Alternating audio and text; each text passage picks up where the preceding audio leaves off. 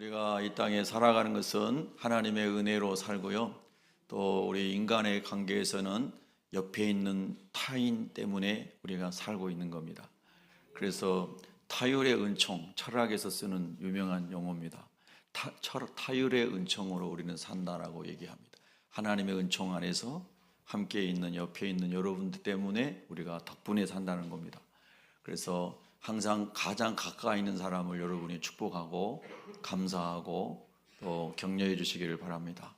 그런 의미에 다시 인사합니다. 제가 살아있는 거 앞에 있는 거 다 담아갖고 덕분입니다. 덕분입니다. 네. 할렐루야. 예. 예. 여러분 하나님을 마음을 다하고 뜻을 다하고 목숨을 다하고 정말 하나님만을 사랑하시고 그 하나님 안에서 오는 은혜로 여러분과 가장 가까이 있는 아내, 남편, 자녀, 부모, 형제, 교우, 직장 동료, 주변의 사람들, 이웃들 다 섬기고 사랑하며 사시기를 바랍니다. 사람이 죽을 날이 언제 올지는 아무도 모르기 때문에 오늘 이 시간 여러분이 옆에 있는 사람들을 가장 복되게 생각하고 축복하고 살아야 됩니다. 사도 바울은 로마서 13장 11절 이하에서 늘 제가 여러분에게 상기시켜 드리는 말씀입니다. 우리의 구원이 처음 믿을 때보다 가까이 왔다. 사도 바울이 로마서를 쓸 때는 대략 이렇게 이제 한 서기 60년경 그런데 사도 바울이 이제 오늘 우리가 본문 묵상하는 에베소서에 이제 편지를 씁니다. 에베소의 편지를 쓸 때는 로마의 감옥에 있을 때 이제 편지를 썼습니다. 근데 이제 사도 바울의 우리의 구원이 처음 믿을 때보다 가까이 왔다라고 하는 로마서 13장에 나오는 그 말씀 이후에 사도 바울이 그토록 소망했던 로마에 갔고 그 로마에서 붙잡혀서 감옥에 갇혀 있는데요. 그 감옥에서 에베소 교회, 그 이전에 본인이 전도하고 다녔던 교회를 세웠던 에베소 교회의 편지를 쓰면서 오늘 하나님의 말씀을 전한 것이죠. 에베소서는 우리가 흔히 신학에서는 교회론을 정립한 책이다 이렇게 이야기합니다. 신학이라고 하는 학문이 디알라지라고 그럽니다. 하나님에 관한 학문이라는 뜻 복합어입니다. 근데 신학의 내용 중에 여러 가지 분야가 있습니다. 의학에도 다양한 분야가 있잖아요. 신학에도 성서신학, 조직신학, 윤리학 등등등 많은 분야가 있는데요. 그 중에 조직신학이라고 하는 게 있습니다. 조직신학은 영어로 Systematic Theology라고 합니다. 그러니까 이 조직신학이 뭐냐면요. 하나님은 누구신가? 이거를 성경적으로 체계화시키는 거를 신론이라고 합니다. 신론. 그리고 예수님은 누구신가를 창세기부터 요한계시록까지 쭉 정리한 거를 기독론이라고 합니다. 기독이라고 하는 한문의 표현이죠. 기독론이라고 합니다. 그리고 성령님은 누구신가? 창세기부터 요한계시록까지 쭉 정리한 거를 성령론이라고 그럽니다. 그럼 교회를 쭉 정리한 거를 뭐라고 그럴까요? 당연히 교회론이라고 그럽니다. 앞에서 다 예를 들었는데 저는 절대 어려운 거 안 물어봅니다. 교회를 창세기부터 요한계시록까지 조직적으로 쫙 정리한 거를 무슨 논이라고 그럴까요? 교회론이라고 그럽니다. 근데 그 교회론을 정확하게 또 아주 잘 설명한 부분이 에베소서입니다. 에베소서. 왜 교회론이 중요할까요? 여러분, 교회가 무엇인지를 알아야 우리가 교회가 무엇인지를 알아야 교회 중심의 신앙생활이 뭔지도 알 거 아닙니까? 예. 자, 여러분에게 질문하겠습니다. 잘 생각하고 대답하셔야 됩니다. 교회는 건물이다. 맞으면 예, 아니면 아니요. 아니요. 잘하시네요. 예. 그런데 많은 사람들은 다 건물이 교회로 생각합니다. 교회는 건물이 아니고 교회란 말이 에클레시아라고 하는 헬라어는 건짐을 받은 사람이라는 뜻이거든요. 그러니까 죄에서 건짐받은 사람. 따라합니다. 죄에서 건짐받은 사람. 사망에서 건짐받은 사람. 지옥에서 건짐받은 사람. 네. 할렐루야. 이렇게 건져냄을 받은 사람이 교회입니다. 교회. 그리고 그 사람들이 모인 공동체가 교회입니다. 그래서 교회는 건물이 아니고 구원받은 사람과 구원받은 사람의 공동체가 교회입니다. 그러면 정확하게 이 건물을 표현하려면 세빛교회 예배당, 이게 가장 정확한 표현입니다. 세빛이라고 하는 이름으로 모인 교회 공동체가 예배를 드리는 예배당이라고 하는 거죠. 예, 그래서 예전에는 다 예배당 하는 많이 불렀습니다. 기억이 나시나요? 예, 그래서 저와 여러분이 교회라고 하는 이름을 쓰지만, 건물을 붙이지만 건물에다, 교회의 본질은 사람인 것을, 거듭난 사람인 것을 기억하시기 바랍니다. 예, 할렐루야. 이 건물은 언젠가 다 무너지고 불탈 것이지만은 교회의 본질은, 저와 여러분은 변화되고 영화로운 몸을 입고 천국에 들어가는 거죠. 아멘이시죠? 그래서 교회의 화려한 모양, 건축물이 웅장해 보이고 사람을 압도한다고 해서 이 교회가 대단한 교회다, 아닌 것이죠. 교회가 지하실에 있고 산중의 토굴 속에 있어서 이 교회는 형편없구나, 아닌 것입니다. 그 건물 안에, 그 장소 안에 어떤 예수님을 닮은 교회다운 교회인 크리스찬이 있는가, 이것이 그 교회의 본질을 말해주는 것이죠. 우리 새빛교회는 빌라델비아 교회 성도들처럼 책망을 안 듣는 교회 되기를 소망합니다. 할렐루야. 그래서 사도 바울이 로마 시대에 에베소에 있는 교회에 로마 감옥에서 편지를 쓴 것이 에베소란 말입니다. 옥중서신이죠. 옥중서신. 빌립보서도 옥중서신이고요, 골로새서도 옥중서신입니다. 다 감옥에서 편지를 쓴 겁니다. 여러분 한번 생각해 보세요. 감옥에 있는 사람이 자유롭겠어요? 감옥 밖에 있는 사람이 일반적으로 자유롭겠어요? 당연히 감옥 밖에 있는 사람이 자유롭죠. 그러나 바울은 내 육신이 쇠사슬에 묶여 있어도 영혼을 묶지는 못했다는 거잖아요. 자기 영혼은 감옥에 있어도, 육신은 감옥에 있어도 영혼은 어디 있어요? 하나님께 속해 있어요. 하나님 나라에 있어요. 그래서 항상 바울은 나의 시민권은 하나님 나라에 있다고 고백한 거죠. 아멘이죠? 여러분 질문합니다. 사도 바울이 로마 시민권이 있었어요? 없었어요? 있었어요. 당시에 로마 시민권 하나면 괜찮게 다 살았습니다. 그래서 로마 시민권을 돈 주고 살려고 많은 사람들이 노력을 했어요.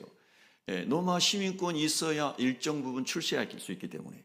그러나 사도 바울은 그런 로마 시민권은 딱 한 번 전도용으로만 썼고 하나님 나라의 시민으로 살아갔어요. 여러분, 유명한 하비 칵스라는 미국의 하버드 대학 교수가 세속도시라는 책을 쓴 것이었죠. 이 세상을 우리가 이해할 때에 사단이 지배하는, 악한 영이 지배하는 세속의 왕국이 있어요. 그래서 세속도시인 거죠. 세상 나라예요. 에베소서 6장, 우리가 지금 보고 있는 에베소서의 마지막 장은 그거를 적나라하게 바울이 설명하고 있죠. 성경 아신 분만 아멘. 예. 그래서 명확하게 이야기하고 있어요. 악한 영들이 지배하고 있는, 사단의 영들이 지배하고 있는 세속의 왕국, 세속의 도시, 세속의 사람들을 이야기하고 있고, 여러분은 하나님께 속한 사람이고 하나님의 왕국에 속한 사람이고 하나님의 자녀고 하나님의 영의 지배를 받는 사람이고 하나님의 말씀으로 인도받는 하나님의 군사입니다. 하나님의 백성입니다. 그렇게 사도 바울이 선명하게 설명해 줬죠? 맞습니다. 당시에도 세계를 제패하는 로마 제국도 있었고 많은 이 약한 나라들도 있었어요. 각자 노아의 후손인 셈과 함과 야벳의 후손들이 열방에 다 퍼져서 살았다 이 말입니다. 나라를 이루고 살았어요. 그러나 이 그 많은 나라들이 있지만은 그러나 두 개로 성경은 설명했다는 겁니다. 악한 영이 지배하는 세속의 나라와 하나님의 영이 지배하는 하나님의 나라가 있다는 겁니다. 그럼 오늘 이 땅에 살아가는 우리 그리스도인은 육을 입고 이 땅에 살아가고 직장 생활하고 사업하고 살아가니까 땅에 속해 있어요. 땅에 속해 발을 딛고 땅에서 살잖아요. 그러나 우리의 영과 우리의 규범과 우리의 모든 경배와 모든 영광은 하나님 나라에 속한 사람이라는 것이죠. 그거를 저와 여러분이 반드시 분명하게 구별하고 확신 있는 그리스도인으로 살아가야 되는 겁니다. 이 세상의 나라는 다 무너질 날이 옵니다. 아멘을 안 하셔도 그 날이 옵니다. 예. 여러분 요한계시록 6장에 보면은요, 예수님이 재림하실 때에 뜨거운 불에 이 지구라고 하는 체질이 다 녹아 없어진다고 성경은 베드로 사도도 말하고 바울 사도도 말하고 예수님도 말씀하시고, 성경에 예수님이 다시 오시고 이 역사의 마지막, 우리가 흔히 신학에서 오메가 포인트라고 그럽니다. 오메가라는 말은 헬라 알파벳의 맨 마지막 알파벳을 얘기합니다. 알파와 오메가. 오메가 포인트, 마지막 점에 왔을 때 그때 다 불타가 없어진단 말이에요. 여러분 성경대로 믿습니까? 그러면 미국도 없어지고 러시아도 없어지고 중국도 없어지고 북한도 없어지고 대한민국도 없어지고 다 없어져요. 믿으시는 거예요? 정말 믿습니까? 그럼 어떤 나라가 옵니까? 예수님이 통치하시는 하나님 나라가 오는 것입니다. 우리는 하나님 나라의 백성입니다. 아멘이시죠? 여러분 잘 들으셔야 돼요. 많은 종교 중에 기독교를 선택한 것은 내가 치장하고 다니는 많은 액세서리 중에 하나로 교회를 선택한 게 아니에요. 우리는 우리의 영혼을, 우리가 영원히 살아야 하는 것을 예수님을 통해서 천국을 선택한 거예요. 지옥을 선택한 것이 아니라 예수님을 믿음으로 죄 용서받고 하나님 나라에 속해서 영원한 하나님 나라에 들어가 살기를 원하는 그 길이요 진리 되시는 예수님을 나의 구주로 선택한 사람들이고, 나를 천국까지 인도하도록 믿고 따라가는 선한 목자로 오직 예수님만 선택한 거예요. 할렐루야. 저와 여러분의 인생을 책임지시고 천국까지 인도하실 분은 오직 예수뿐이네. 오직 예수뿐이네. 할렐루야. 예수로 충만해야 되는 겁니다. 그래서 사도 바울이 감옥에 있어도 그의 영혼을 묶지 못하는 겁니다. 그를 때리고 모욕을 하고 굶기고 모욕을 하고 온갖 핍박을 다해도 바울의 영혼을 가두지 못하는 겁니다. 목을 잘라서 죽여도 바울의 영혼을 가두지 못하는 겁니다. 그 영혼은 하나님 나라에 속해 있습니다. 육은 누구든지 다 소멸할 때가 온다는 것입니다. 영은 영원합니다. 우리가 믿는 예수 그리스도, 그분은 죽음을 이기고 사망 권세를 이기고 부활하신 생명의 주인 줄로 믿습니다. 여러분 정말 예수님을 구주로 만나시기를 바라고, 여러분이 어디에 계시든지, 직장에 계시든지, 어디 여행을 하고 계시든지, 어디 계시든지 바로 그곳에서 주님이 오시면 주님 만날 준비를 하고 살아가는 그리스도인으로 서시기를 축복합니다. 아멘. 너무너무 중요해요. 중요해요. 그래서 우리 인생에 가장 중요하고 급한 일은 예수를 그리스도로 믿는 것이고, 우리가 인생에서 해야 할 때 가장 급하고 중요한 일은 예수 그리스도를 전하는 것입니다. 할렐루야. 그런 점에 있어서 이번에 필리핀 단기 선교는 다녀오신 분들에게도 큰 유익이 있었고, 중보하신 여러분들에게도 큰 복이 된 줄로 믿습니다. 짧은 4분 몇 분짜리 영상으로 여러분들이 선교 스토리를 잠깐 보셨잖아요. 3일째 되는 날에 10,000원의 행복이라는 것을 선교사님께서 이렇게 하셨습니다. 그 선교사님이 25년 전에 필리핀에 갔을 때 배낭을 메고 걸어서 마닐라 도시를 계속해서 다녔답니다. 뭐 얼마나 오랫동안 다니셨는지 다 마닐라를 발로 걸어서 다녔대요. 대중교통 이용 안 하고. 다니면서 계속 전도하면서 다녔다는 거죠. 그 땅에 첫 발을 디뎠을 때 배낭 메고 마닐라 도시를 계속 다니면서 전도했다는 겁니다. 그러면서 하나님이 본인에게 주신 은혜들, 전도의 은혜들, 이런 것들을 10,000원의 행복으로 그분이 이제 선교지에 오는 사람들에게 현장 실습을 시키는 거예요. 10,000원이 이제 그냥 쉽게 10,000원인데 600페소 맞죠? 600페소를 전도팀원 한 명 한 명에게 나눠주고, 600페소가 우리 돈으로 한 15,000원 정도 되나 봅니다. 예, 그 15,000원을 줘요. 한 팀에 5명씩 이렇게 팀을 만들었는데, 어디 가서 전도할지 장소를 알려줘요. 그 장소가 UP라고 하는 필리핀의 서울대학 같은 학교랍니다. 저도 한 몇 번 가봤는데요. 그래서 그 UP에 가서 전도하고 저녁 5시까지 돌아오세요, 숙소로. 또 다른 팀에는 또 어느 다른 장소로 가서 하고 오세요. 그리고 여기 가고 여기 하고 이렇게 오세요. 길거리 전도도 하고 이렇게 이제 600페소씩을 나눠주면서 보내는 거예요. 그러면 5명의 팀원이 우리가 전철을 타고 갈 건지 찌뿌니를 타고 갈 건지 걸어서 갈 건지 뭘 타고 갈 건지를 정하는 거예요. 그리고 그 장소에 가가지고 복음을 전하는데 돈이 자기 개인적인 많은 돈이 있다고 먹고 싶은 거 다 사 먹으면 안 되고 하루 종일 전도하고 먹고 교통비 다 해가지고 600페소만 써야 되는 거예요. 1인당. 자, 이걸 여러분이 삶에서 적용한다고 그러면은 오늘 하루가 오늘 예를 들어서 공휴일이다. 어떤 공휴일이 빨간 날이 왔다. 그러면 나 오늘 공휴일에 15,000원 가지고 하루 종일 전도해 봐야 되겠다. 그걸로 점심도 사 먹고 버스도 타고 성령 인도하신 대로 한번 해봐야 되겠다. 이렇게 적용할 수 있는 내용이다 이 말씀입니다. 아멘을 안 하는 거 보니까 굉장히 슬퍼지려고 그럽니다. 근데 진지한 아멘은 또 속으로 많이 하더라고요. 예, 할렐루야. 예. 그래서 그렇게 하고 이제 전도를 하고 돌아와서 보고를 합니다. 근데 제가 깜짝 놀랐어요. 너무 놀랐어요. 그 만난 사람들의 이름을 적고 주소를 적고 전화번호를 적고 이메일도 적고 그래서 쭉 보고를 하는데 얼마나 많은 사람들을 만났는지 말이에요. 이야, 여러분 아멘은 언제 하실 거예요? 예? 많은 사람을 만나고 그리고 심지어 한국에 와가지고 벌써 이렇게 SNS로 벌써 이렇게 소통하는 사람도 있더라고요. 아멘 타이밍입니다. 예? 그러니까 그렇게 해가지고 이제 계속해서 목양을 할 수 있는 거잖아요. 할렐루야. 그런데 그 사람들은 이제 영어를 자기 나라 말처럼 쓰는데 우리는 저부터 시작하고 영어를 잘하는 사람 한 2명 있더라고요. 대학생들 잘하더라고요. 근데 우리는 옛날 세대니까 잘 못하잖아요. 그러면 영어를 잘못하면 이렇게 하면 돼요. 이거 한번 읽어봐 주세요. 이렇게 영어로 된 거니까. 그러면 필리핀 사람 영어를 잘하잖아요. 자기가 다 읽어요. 할렐루야. 얼마나 좋아요.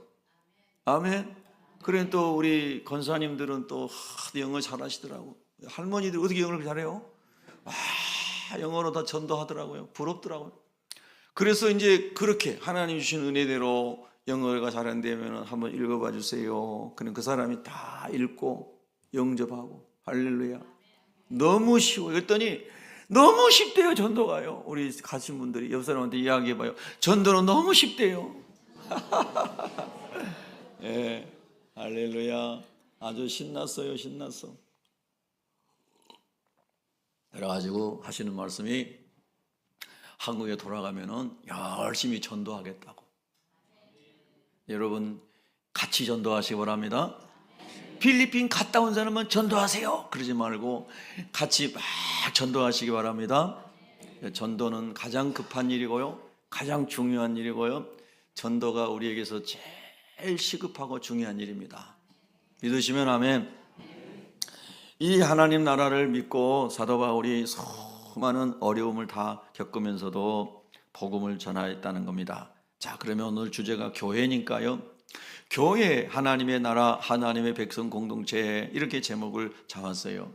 굉장히 중요해요. 교회론이. 교회는 그래서 하나님의 나라가 헤븐에서, 천국에서 이루어진 것처럼 여기서도 이루어지게 해달라고 하는 예수님의 그 기도가 이루어지는 장소가 교회인 거죠. 하나님 나라의 지점, 하나님 나라의 분점, 아니 이곳이 바로 하나님의 나라가 되어야 된다는 거예요. 여러분 안에 성령이 계시고 예수님이 계시고 하나님 말씀이 통치를 하심으로 말미암아 여러분의 안에 하나님 나라가 임해야 된다고 하는 겁니다. 할렐루야. 그래서 그 하나님 나라가 임하고 하나님의 말씀을 따라 살아가는 하나님의 사람들을 하나님의 백성이라고 얘기한다는 거예요. 하나님의 백성, 마귀의 백성이 아니고 세상의 백성이 아니고 하나님의 백성입니다. 한번 고백합니다. 하나님, 저는 하나님의 백성입니다. 아멘입니까? 그 하나님의 백성들이 모여있는 것을 공동체라고 해요. 공동체. 공동체란 말이 얼마나 좋습니까? 너무 좋잖아요. 예. 여러분 우리 그리스도 안에서 공동체라는 것은 유기적으로 다 연결되어 있다는 거잖아요. 오늘 성경 본문의 16절을 한번 읽어보겠습니다. 16절 시작. 그에게서 온 몸이 각 마디를 통하여 도움을 받음으로 연결되고 결합되어 각 지체의 분량대로 역사하여 그 몸을 자라게 하며 사랑 안에서 스스로 세우느니라. 아멘. 할렐루야. 다 연결되어 있잖아요. 우리 몸이 바디가 원 바디, 이 한 몸이 이 오장 육부가 있잖아요. 간, 심, 비, 폐, 신, 장부, 담소, 위, 대, 방, 부기. 그래서 장부라고 그래요. 그리고 심포, 삼초, 이렇게 무형의 장기가 있어요. 중국의 중의학에서는 육장 육부라고 얘기하고 우리나라 한의학에서는 오장 육부라고 얘기하잖아요. 근데 여러분, 눈에 보이는 장기가 간신, 비폐신, 담소, 위대방 이렇게 있는데 크기가 달라요. 대장은 장이 길죠. 소장은요. 뭘 주저하세요. 작으니까 소장이죠. 짧으니까. 그러니까 우리 몸에 있는 장기와 부기, 장기는 없으면 사람이 죽어요. 근데 부기는 말 그대로 없으면 다른 걸로 대체해서 불편하게 살아야 돼요. 예. 소장이 없으면 살아요, 죽어요? 살아요. 불편하게 사는 거예요. 그건 부기이기 때문에. 예. 여러분, 우리가 이렇게 우리 몸을 이루고 있는 장기라부터 우리 몸을 이루고 있는 조직들, 이런 것들이 다 연결되어 있어야 건강하게 사는 거죠. 다 하나하나가 연결돼서 연합하고 상호작용을 잘해야 건강한 거죠. 그게 유기적인 거라는 거예요. 예. 그래서 셀이, 세포가 모아져서 티슈가 돼요. 조직이 돼요. 조직이 모아져서 오거니즘이 돼요. 그 기관이 돼요. 그게 모아져서 바디가 돼요. 원 바디, 몸을 이뤄요. 그런 것처럼 우리가 하나님 안에서 하나님께서 우리에게 주신 은사가 있고 직분이 있는데, 이 은사와 직분을 하나님의 성령께서 진리의 영으로 인도하실 때에 각자가 받은 직분과 각자가 받은 은사를 각각의 분량대로 서로 연합해서 연결되면 하나님이 사랑 안에서 하나님의 몸, 그리스도의 몸을 이룬다는 거잖아요. 할렐루야. 아멘. 이 교회론의 신비를 사도 바울이 에베소서에서 설명을 하고 있는 겁니다. 그러면 오늘 우리가 11절에 보면은 어떤 사람은 사도로, 자 이제 저를 보세요. 사도라는 말을 원래 아포스톨로스라는 거 여러분이 다 많이 들으셨잖아요. 보냄 받은 사람이라는 뜻이 문자적으로는. 근데 예수님께서 말씀하신 사도는 저 같은 사람을 사도로 말한 게 아니고 수많은 예수님 믿는 제자들 중에서 예수님이 밤새도록 기도하시고, 누가복음 6장 22절 이하에 나오잖아요. 주님이 기도하신 것이. 그러고 나서 12명을 뽑았어요. 그 사람을 많은 disciples, 제자들 중에서 사도라고 따로 부르신 겁니다. 요즘에 이 세계에 보면은 신사도 운동하는 사람이라 해가지고 신사도주의 운동가들이 많이 일어났어요. 그래서 예수님의 사도들처럼 자기들도 특별히 하나님의 사도로 불렀고, 내가 제 베드로 같은 사도다. 그래서 나를 통해서 내가 이렇게 하나님 지시대로 한 대로 너희들이 따라라. 이런 운동이 이 지구상에 많이 일어나가지고 신사도 운동하는 사람들이 성경에서 벗어난 것들을 많이 했어요. 그래서 이건 성경에서 벗어난 것이다. 이렇게 일반적으로 교회에서 이야기를 합니다. 사도는 원칙적으로 예수 그리스도께서 많은 제자들 중에서 뽑은 12사도가 사도입니다. 그리고 우리가 보냄을 받은 사람이라는 뜻에서는 우리도 그런 호칭을 쓸 수는 있지만 12사도에는 우리가 들어가지 않는다는 것입니다. 여러분 미혹되지 마시기를 바랍니다. 꼭 사도라는 말을 여러분이 뭐 듣고 싶습니까? 사도도 아니면서 예수님이 그렇게 뽑아가지고 한 사도도 아니고, 제자라는 말도 얼마나 사실은 무게가 있는 말입니까? 제자라는 말이 순교자라는 말에서 나온 것인데, 여러분 우리가 어쨌든 그 사도는 12사도를 통해서 초기 교회를 하나님이 세우신 일을 하시는 거잖아요. 맞죠? 그래서 예루살렘에서 시작해서 안디옥과 그 다음에 이스탄불, 자 콘스탄틴이 동로마 제국의 동로마 교회의 본부로 세울 때는 콘스탄티노플이라고 하고 이름을 바꿨습니다. 자기 이름을 따가지고. 그리고 로마, 그리고 아프리카의 북쪽에 있는 유명한 알렉산드리아, 이 예루살렘과 안디옥과 이스탄불과 그리고 로마와 그리고 알렉산드리아가 초대 교회 5개의 주요 교구라고 그랬죠. 이 교구들을 하나님이 세우실 때 초기의 사도들을, 그리고 바울 같은 사람을 하나님 쓰셨어요. 그걸 사도시대, 사도들이 주로 복음의 역사를 주도적으로 이루어갔던 시대, 사도시대란 말입니다. 그리고 그 사도들을 이어서 하나님 나라를 이루어갔던 시대를 속사도 시대라고 신학에서는 정리를 합니다. 속사도 시대, 사도를 이었던 사도들의 제자들이 복음을 확장시키던 시대. 그 이후에 뭐 교부 시대, 교회의 아버지라고 불려지는 비숍, 감독이라고 일컬어지는 제도들이 생겼을 때 교부 시대, 쭉쭉쭉 이렇게 교회 역사가 발전해 오는 거예요. 그러면서 우리는 이제 우리 한국은 공식적으로 목회자인 선교사가 들어온 것은 1885년이지 않습니까? 목회자 선교사가. 의료 선교사는 그 1년 전에 알렌 선교사가 들어왔고, 성경 번역 선교사는 훨씬 그 이전에 또 한국 땅에 들어왔습니다. 1866년에도 이제 성경 번역한 여러분이 많이 들으신 토마스 선교사나 또는 뭐 규칠라프 선교사나 이런 많은 선교사들이 들어와서 이 한국 땅에 복음을 전하고 갔어요. 자, 그런데 여러분 오늘 성경에 보니까 그런 사도들을 하나님 나라 위해서 하나님이 세우셨고, 두 번째는 어떤 사람은 선지자다 그랬어요. 여러분 선지자가 뭐예요? 구약의 선지자의 기능은 선지, 먼저 안다는 뜻이잖아요.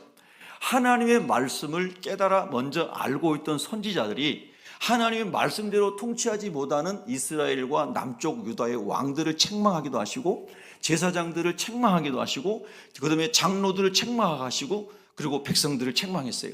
무엇에 근거해서? 모세가 말씀한 하나님의 계명의 근거에서, 십계명의 근거에서, 신명기 말씀의 근거에서 그 말씀대로 하나님의 백성을 통치하지 못하는, 섬기지 못하는 왕과 제사장과 귀족들과 지도자들과 백성들에게 선지자가 책망하고 깨우치면서 모세를 통하여 하나님이 주신 하나님의 나라의 백성에게 주신 말씀대로 여러분이 살아야 됩니다 하고, 그 말씀을 미리 깨달아 알았던 사람들이 그걸 가지고 백성들을, 하나님을 떠난 사람들을 깨우친 사람, 이 사람들이 선지자들이었던 거예요.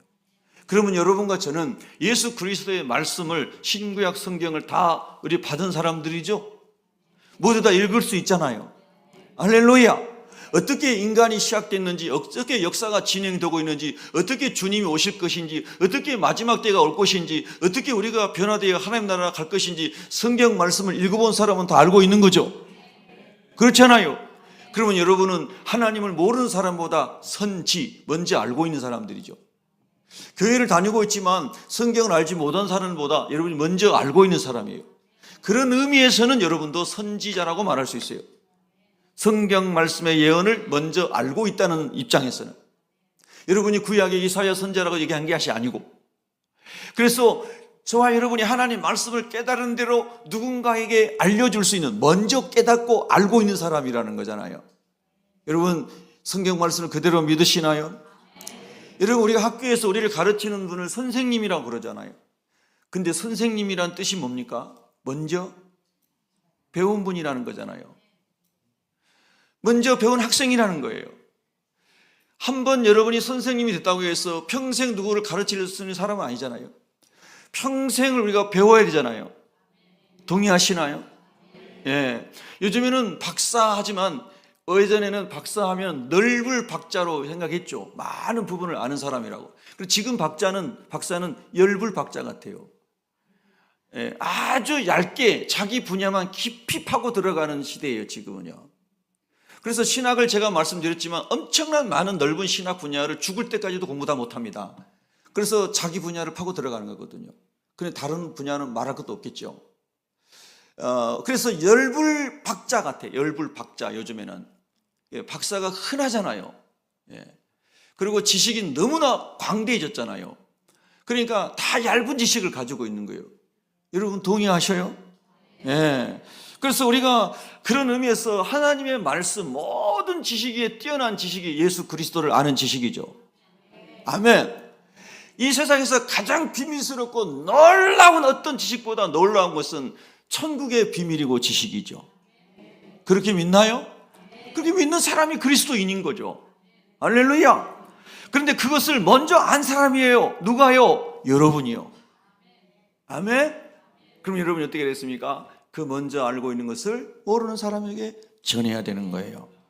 어떤 사람은 복음 전하는 자로, 여기 에베소서의 배경을 보면 복음 전하는 자는 1차적으로 순회 전도자들이에요. 그래서 성령의 이끄심을 따라, 그 당시에 요즘에 트르키예가 얼마나 넓은 땅입니까? 해안지대, 그 다음에 타우루스 산맥을 넘어가는 산악지대, 그 평야지대, 뭐 어마어마한 땅이거든요. 광활한 땅이에요. 근데 성령의 인도하심을 따라 그들이 계속 순회하면서 전도를 하는 거예요. 여러분, 그 순회 전도자라고 그러잖아요. 오늘날에도 선교사님들 가운데 어느 한 지역에 머물러서 목양하면서 선교하시는 분도 계시지만은 계속 순회 전도하는 선교사님도 계세요. 그렇죠? 한국 땅에서 목회하는 목사님들도 한 교회가 있는 분만 또 계시지만은 계속 전도로 다니시면서 자동차에다 트럭에다 복음을 싣고 복음을 써가지고 마이크로 막 예수님 믿으라고 말하면서 전국을 자동차로 순회하면서 복음 전하는 목사님도 계세요. 얼마 전에 우리 애니꼴도 지나가더라고요. 제가 필리핀 가기 전에 트럭에다가 방송하면서. 그리고 어떤 분은 제가 우리 전도팀에 있는 목사님이 전도로 다니다가 보고 사진을 찍어서 올렸는데 깜짝 놀랐어요.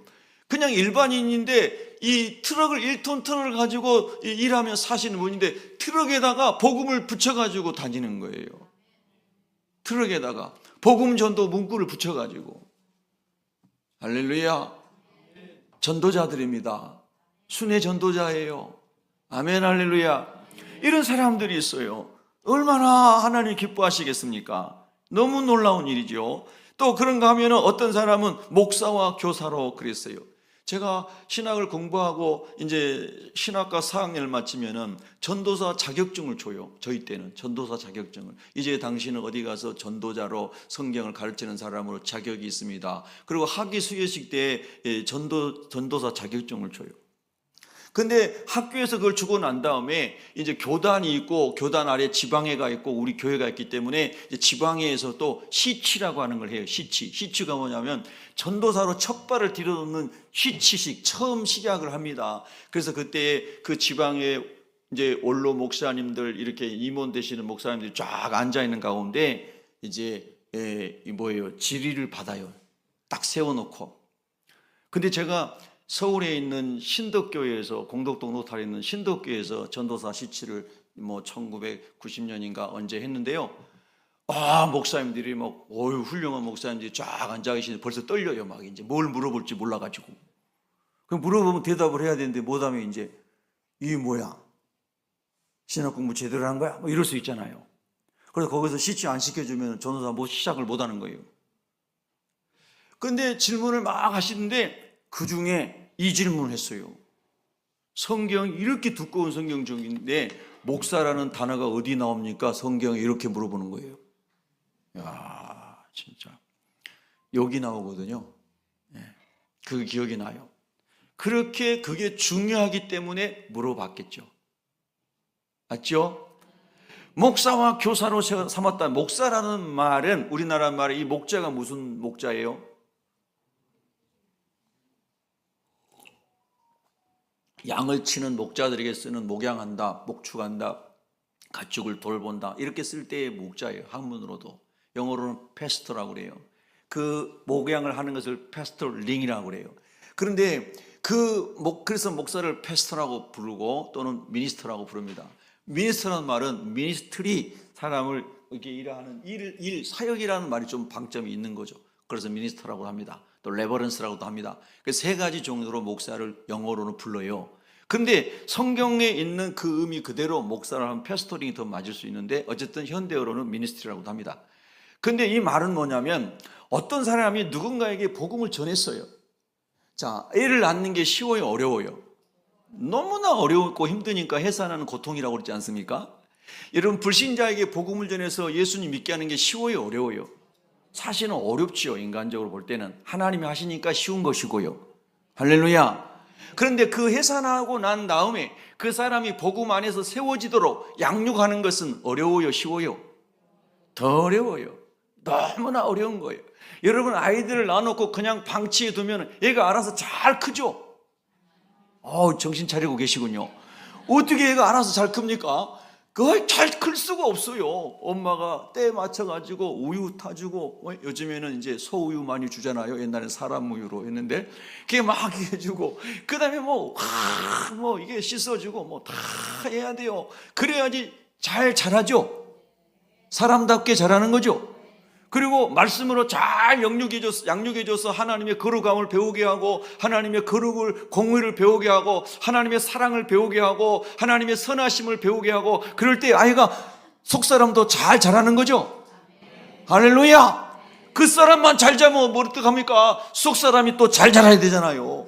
예수님이 키가 커가면서 지혜가 충만해지고 하나님과 사람 앞에 사랑받듯이, 할렐루야, 우리가 그렇게 전인적으로 영혼 육이 골고루 자라야 될 줄로 믿습니다. 그래서 전도해서 예수님 믿는 것도 하나님의 은혜지만은 그 사람을 양육하는 것은 더 많은 시간과 더 많은 헌신이 필요한 거예요. 그래서 여러분, 신앙생활 하나님이 어떤 사람이 예수님 믿게 할 때 여러 가지 과정을 통해서 주님께 나오게 하잖아요. 인생의 고난의 문제, 아픔의 문제, 뭐 가족 간의 힘든 문제 등등등등등등, 인생의 많은 힘든 일들 가운데서 하나님이 계실까? 정말 예수님은 계실까? 이 세상에 나의 인생은 모든 게 다 눈물투성이고 고통투성이고, 내 인생엔 왜 태어나가지고 이 인생을 살까? 나는 죽고 싶어. 나는 왜 태어난 거야? 이런 일들이 인생 가운데 너무 많은데, 그런데 이 세상이 전부가 아니라고? 이런 고난이 다 지나간다고? 죽음 다음에 하나님 나라가 있다고? 그런 걸 어떻게 믿어? 어떻게 갈 수 있는데? 예수님께 와보세요. 예수님 말씀을 들어보세요. 예수님이 그래서 이 땅에 오셔서 말씀하시고 그걸 증명하기 위해서 죽은 지 3일 만에 부활하심으로 그분 안에 생명이 있고, 그분이 하신 모든 말씀은 진리고, 그분이 우리에게 모든 소망을 주셨습니다. 할렐루야. 그렇게 저와 여러분이 복음을 전했더니 성령이 감동하시고 마음을 열어줬더니, 마음을 열어준 사람들이 내가 예수를 그리스도로 믿겠습니다, 내가 예수님을 구주로 믿겠습니다. 필리핀에 가서도 얼마나 많은 사람들이 이렇게 예수님 영접했습니까? 그런데 여러분, 그 다음에 돌봄이 너무나 중요한 것입니다. 그냥 놔두면 마귀가 와서 하나님 말씀을 딱 빼앗아가 버립니다. 교회에 일주일에 1시간 와서 예배드리는 시간보다 세상에 있는 시간이 훨씬 많지 않습니까? 여러분이 교회 와서 너희는 거룩하라, 우리 윤전사님이 하나님의 은사를 받으셔가지고 작사 작곡 다 하신 거예요. 할렐루야. 우리 여기 주제에 맞춰가지고 전도사님이 하신 거예요. 부러워 죽겠어요. 부러우면 지는 건데 제가 이미 진 사람입니다. 어쨌든 여러분, 우리가 하나님 안에서 하나님 나라의 비전을 가지고 영혼을 살리고 돌보고 한 사람이 살아났을 때 너무 기뻐서 어쩔 줄을 모르고, 할렐루야, 그렇게 살아가는 사람이 그리스도 안에서 하나님의 기쁨에 참여한 사람들이죠. 그 일을 하는 것을 목양이라고 그러는데, 이 목양은 저같이 교회의 섬김이 목사만 하는 게 아니고 모든 성도들이 다 목양자가 되어야 되는 거예요. 그래서 저희 교회는 구역을 목장이라고 했고, 구역의 섬김이를 목자라고 한 이유는 그것입니다. 하나님 아버지, 예수님께서 하신 대로 성경에 나온 단어대로 하나님, 우리가 목양자가 되기를 원하나이다. 우리가 모이는 두세 사람이 모이는 이 목장이 하나님을 아버지로, 예수님을 구세주로, 성령님을 우리의 카운셀러로, 그렇게 우리가 기도하면서 이 목장이 두세 사람이 예수를 모인 곳에 주님이 거기 계신 것을 체험하게 하여 주시고, 주님의 말씀과 주님의 성품과 주님의 은사들이 드러나서 하나님 나라가 경험되게 하여 주시옵소서.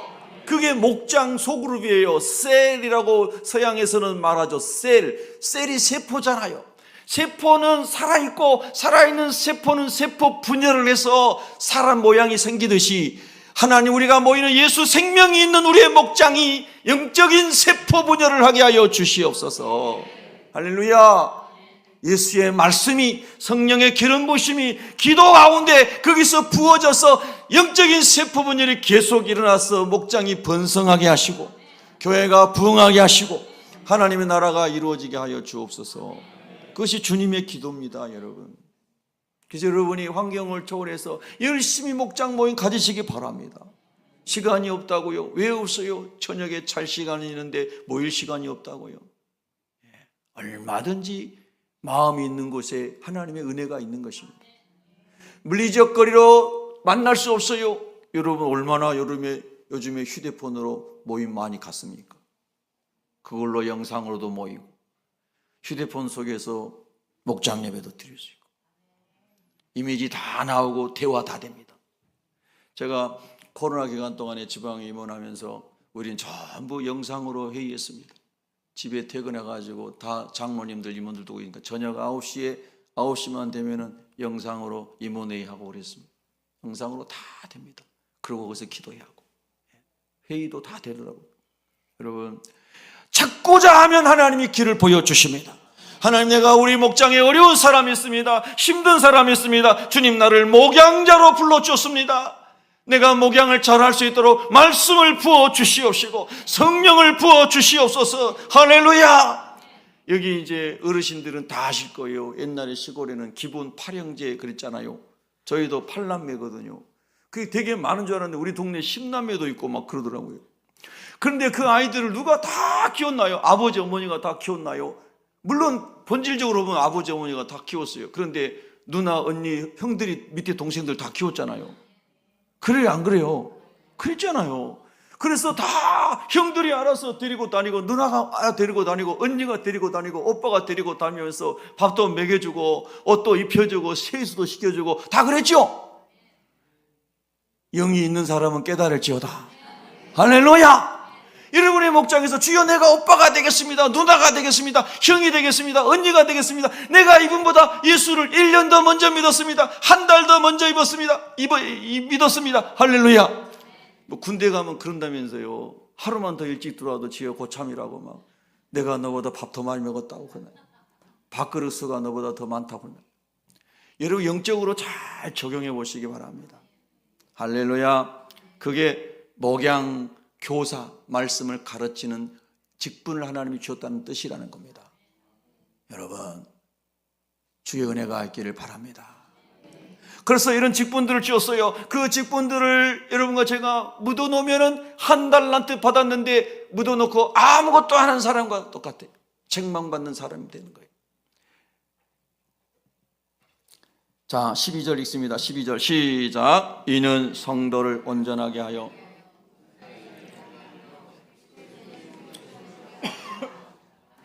아멘. 한 번 더 큰 소리를 읽어요. 시작.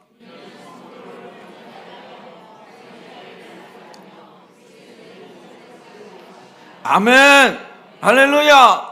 교회가 무엇입니까? 사람들이 물을 때 와, 우리 예배당 큽니다, 이런 말 하지 마세요. 우리 교회 성도들은 참 다행해요. 우리 예배당 크지 않으니까. 예. 여러분, 성도를 온전하게 하여, 온전한다는 게 뭡니까? 마태복음 5장 48절에 Be perfect, 완전하라는 뜻이거든요. 너희 아버지 온전하신 것 같이 너희도 온전하라. 그 말은 뭡니까? 너희는 하나님 형상대로 지음받았으니 하나님 형상을 회복하도록 해라. 성령의 9가지 열매를 맺도록 해라. 예수님의 성품을 담도록 해라. 예수로 충만하도록 해라. 할렐루야. 그것이 성도를 온전하게 하는 것입니다. 저도 온전하지 않습니다. 여러분도 온전하지 않습니다. 그래서 뭐라고 그랬습니까? 아까 우리가 읽었습니다. 온 몸이 각 마디를 통하여 도움을 서로 받아라. 서로 은사들을 경험해라. 서로 하나님 주신 은혜들을 나눠라. 서로 연결되라. 결합되라. 심장이 여기 떨어져 있고 신장은 저쪽에 떨어져 있고 간은 저기 떨어져 있고 위는 저기 떨어져 있으면 어떻게 몸을 이룰 수 있겠느냐? 심장도 중요하고 신장도 중요하고 위장도 중요하니 다 유기적으로 연결될 때에 건강한 몸을 이루지 않느냐. 주님 말씀하시는 거예요. 할렐루야. 심장이 말하기를 내 몸에서 심장이 제일 중요해, 다른 기관은 아주 뭐 별로 중요하지 않아, 이렇게 하면 다른 기관이 없으면 인간이 될 수가 없죠. 모두가 소중한 겁니다. 할렐루야. 작은 세포로부터 인간의 몸이 만들어진 겁니다. 하나님의 창조 질서가. 그래서 가장 작은 것이 싱싱하게 살아있어야 됩니다. 할렐루야. 그렇게 말씀합니다. 그래서 성도를 온전하게 하여 저를 여러분의 섬김과 여러분의 격려로 제가 더 주님을 닮아가기를 소망합니다. 우리 서로서로의 격려와 지도를 힘입어 모두가 주님을 더 닮아가기를 소망합니다. 할렐루야. 모두 배웁시다. 모두에게 배웁시다. 우리 한번 따라합시다. 모두에게 배우겠습니다. 네. 할렐루야. 나는 배울 게 없습니다. 그런 교만한 사람이 어디 있어요? 그래서 링컨 대통령이 그랬다잖아요. 나는 모든 사람에게서 배웁니다. 그 훌륭한 분이에요, 정말. 예. 모든 사람에게서 배웁니다. 아멘. 모든 사람에게서 배우셔야 돼요. 그래서 온전하게 되어, 그 다음에 두 번째가 뭐예요? 봉사의 일을 하게 하며, 큰 소리를 합니다. 봉사의 일을 하게 하며. 죄 지은 인간에게 하나님 주신 형벌은, 아담은 땀을 흘려야 되고 하와는 해산하는 수고를 겪어야 됐잖아요. 우리가 영화로 몸을 입기 전에는, 이 무너진 지구상에서 우리가 살게 될 때에는, 인간으로 말미암아 저주받은 땅 안에서 우리가 살게 될 때에는 누구든지 수고하며 살아야 되는 것이 하나님의 말씀이에요. 그래서 여러분이 혹 집에 몰래 숨겨놓은 100억이 있을지라도 매일매일 일정하게 일하며 사시기를 축복합니다. 아멘. 땀을 흘리고 사시고, 머리를 쓰시고, 머리를 또 회전하시고 사시고, 관계성 속에서 섬기며 사시고, 봉사하며 사시고, 나는 봉사한 게 즐겁습니다 하는 사람이 되시기 바랍니다. 예수 믿는 사람이, 나는 돈이 많으니까 시종들이 다 해주고 나는 땀 하나도 안 흘리고, 여름 뜨거운 40도 여름에도 나는 집에서 에어컨 쐬다가, 그리고 지하 주차장에 가면 그냥 차 에어컨 쏘러 들어갔다가, 그리고 백화점 지하 주차장으로 갔다가 백화점 시원한 데 있다가 시원하다가 나는 한 번도 땀 안 흘리고 살 수 있어. 이렇게 하지 말고요. 그런 환경에 산다 할지라도 수고하고 봉사하고 사는 기쁨이 있기를 바랍니다. 할렐루야. 땀 흘리는 게 복입니다. 수고하는 게 복입니다. 아멘. 그래서 여러분과 제가, 하나님, 우리가 평생 봉사하고 사는 게 기쁨이 되게 하여 주시옵소서. 집에서도 여러분이 설거지도, 남편들이요, 설거지도 좀 도와주시고, 빨래도 좀 개주시고, 이럴 때 여자 성도들은 막 환호하고 할렐루야 되는데 아무도 안 한 것은 기본이 다 이미 하고 있다는 뜻인 것 같습니다. 예. 할렐루야. 여러분, 봉사가 즐거움이 되시기 바랍니다. 교회도 마찬가지예요. 적어도 우리 장로님, 권사님, 집사님, 안수 집사님들은, 집사님도 마찬가지. 교회 오면은 어디 내 손이 갈 데가 없나 눈이 막 반짝반짝 해야 됩니다. 시력이 2.0으로 밝아져야 됩니다. 아멘. 그래서 원풍기는 온전한가, 에어컨은 온전한가, 주차장은 괜찮은가, 성도들이 새신자 혹시 방문할 때 불편함이 없을까, 밥 먹으려 줄을 섰는데 처음 방문한 사람은 어떻게 할까, 어떻게 도와줄까. 봉사하는 게 눈에 막 보이는 사람이 돼야 되는 거예요. 어디를 가서든지. 여러분이 만약에 직장에 가서, 회사에 가서 그렇게 한다고 생각해 보세요. 얼마나 사장님이 좋아하겠습니까? 상급자가 얼마나 좋아하겠어요? 그렇게 잘 배워서 여러분도 사장님 되어야 돼요. 할렐루야. 여러분, 예수 그리스도는 섬기러 오셨죠? 많은 사람을 위하여 대속물로 오셨죠? 우리 주님을 저와 여러분이 잘 닮아서 어디를 가나 잘 섬김이 몸에 배기를 바랍니다. 섬김이 몸에 배기를 바랍니다. 이렇게 얘기해도 삶이 되는 게 쉽지 않나 보더라고요. 제가 이번에도 선교지 가가지고요, 우리 선교팀이 이 카페에서든 식당에서든 밥 먹고 나올 때 자기 의자를 잘 챙기고 다 가지런하게 정리가 나오는가 제가 다 보거든요. 예. 그래서 안 된 건 제가 다 넣어놓고 나와요. 여러분, 우리가 왜 선교하러 갑니까? 하나님의 나라가 하늘에서 이루어진 것처럼 내 안에서 이루어지게 해달라고 예수 그리스도의 하나님 나라 복음 전하기 위해서 가는 거잖아요. 그럼 우리의 삶이 본이 돼야 되지 않겠습니까? 보니까 이번에 우리 팀이 너무 잘하더라고. 이번에 가가지고 다 알아서 하더라고. 보니까 제가 일부러 이번에 가가지고요, 그런 시시콜콜한 얘기 한마디 안 했거든요. 예. 아주 우리 전승수 전사한테, 우리 이름이 좋잖아요. 전부 승수니까. 네. 거기다 이제 위임을 하고 제가 이제 중보기도 하면서 다녔는데요. 야, 이번처럼 저는 아주 편하고 행복하게, 참 예전에는 제가 앞에서 또 막 해야 되는데 너무 좋았어요. 잘 하시더라고. 훈련이 잘 돼 있는 거예요. 할렐루야. 그래서 어디를 가든지 작은 것에서부터 봉사정신이 몸에 배어 있어야 됩니다. 예. 근데 이제 오늘 아침 제가 일찍 와가지고 교회를 이렇게 보니까 누군지 모르니까 이 말을 할 수 있어요. 그 한 사람이 여기 없을 것을 확신해요. 예. 아침에 일부에 왔더니 여기 본당에, 예, 물 이렇게 물통이 뭐라 그래요? 텀블러? 뭐 이런 거 있잖아요. 물통이잖아요. 먹고 딱 놔두고 갔더라고. 기부하려고 그랬는가 봐요. 그래? 예. 그래서 제가 이 사람이 급해가지고 그냥 놔두고 갔나 보다. 이러면서 제가 치웠어요. 텀블러가 아니고 이런 물 저기 한 거, 버릴 수 있는 거. 그래서 제가 갖다 버렸어요.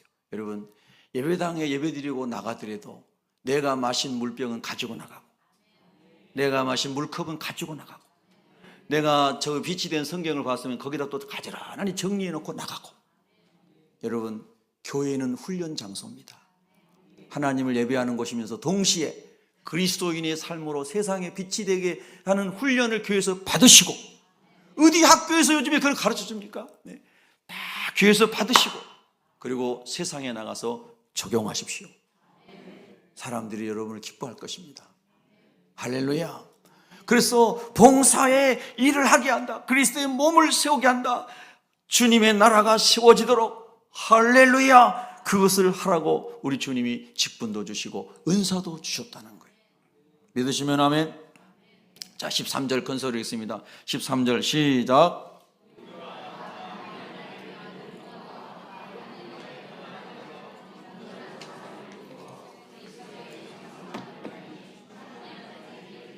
아멘. 우리 아멘 합시다. 아멘. 아멘. 아멘. 할렐루야. 우리가 다 하나님의 아들 예수 그리스도를 믿는 것, 구주로 믿는 것, 우리의 주인으로 믿는 것, 우리의 왕으로 믿는 것, 다시 오실 재림의 예수님으로 믿는 것, 할렐루야. 그 믿는 것 내용과 그분을 아는 일에 다 하나가 되어야 된다. 예수님을 어떤 사람은 혁명가로 이해하고, 예수님 어떤 사람은 무슨 뭘로 이해하고, 세상의 역사에 보면은 그렇게 이해했단 말입니다. 그래서 예수 믿는 사람 중에 막 혁명가들이 나오고 막 나왔단 말이에요. 예수를 어떻게 이해에 따라서 교회의 모양이 다 달라졌다는 겁니다. 교회 역사에 보면은 예수를 우리는 구원자로 믿습니다. 예수를 우리의 주인으로 믿습니다. 예수를 우리의 왕으로 믿습니다. 그걸 하나님으로 믿습니다. 그분은 십자가에서 피 흘려 죽으심으로 사망 권세를 이기고 마귀의 머리통을 깨고 십자가에 죽으신 대속 제물 되심으로 주님은 승리하신 줄로 믿습니다. 우리의 승리의 방식도 주님의 방식이고 십자가의 방식이 되어야 될 줄로 믿습니다. 할렐루야. 아멘이시죠? 그래서 예수를 믿는 것과 예수를 아는 것이 다 하나가 되어 주님이 원하시는 주님의 교회를 주님이 세우실 줄로 믿습니다. 온전한 사람, 그리스도의 장성한 분량에 이른 사람이 되라고 말씀하십니다. 우리 서로 도와가며 연결되고 도와줘서 다 그런 그리스도인 되기를 소망합니다. 소망합니다. 15절 큰 소리로 읽습니다. 시작. 오직 사랑 안에서 참된 것을 하여 범사에 그에까지 자랄지라. 그는 머리니 곧 그리스도시라. 믿으시면 아멘. 여기 사랑은 아가페의 사랑입니다. 사랑은 친구들 간의 사랑인 필레오부터 해서 이성 간의 사랑인 에로스, 이런 여러 가지 헬라어의 4가지 사랑의 종류가 있습니다. 그런데 성경이 말씀하시는 사랑은 독생자 예수 그리스도를 죄인을 위하여 대속 제물로 내어주신 하나님의 아가페 사랑입니다. 오늘 저에게, 여러분에게 이 사랑이 듬뿍 부어진다면 그리스도 안에서 서로 연결되어 그리스도의 몸을 이루는 도구로 하나님이 쓰실 줄로 믿습니다. 우리 기도하겠습니다.